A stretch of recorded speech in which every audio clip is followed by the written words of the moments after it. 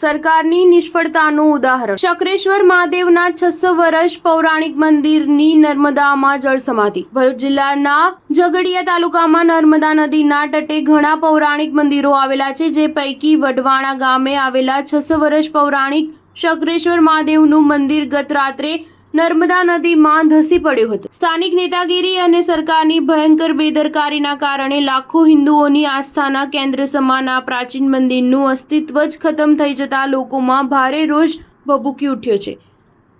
આ શકરેશ્વર મહાદેવનું મંદિર નર્મદા નદીના કાંઠે આવેલું છે। દર વર્ષે વરસાદના કારણે મંદિરની જગ્યાનું મોટા પાયે ધોવાણ થતું આવ્યું છે, જેના કારણે મંદિર પરિસરની દિવાલોમાં પણ તિરાડો પડી ગઈ હતી। મંદિરના મહંત સિયાસરણદાસજી આ સ્થિતિને ધ્યાનમાં રાખીને દહેશત વ્યક્ત કરી હતી। જો તુરંત પગલાં નહીં લેવાય અને સંરક્ષણ દિવાલ બનાવવામાં નહીં આવે તો મંદિરનું અસ્તિત્વ જોખમમાં છે। ગંભીર બાબત તો એ હતી કે ગર્ભગૃહ સ્થિત શિવલિંગ પણ 1 ઇંચ નીચે જતું રહ્યું હતું। આ વખતે પણ ચોમાસા દરમિયાન મંદિરની જગ્યાના કેટલાક ભાગનું ધોવાણ થયું હતું।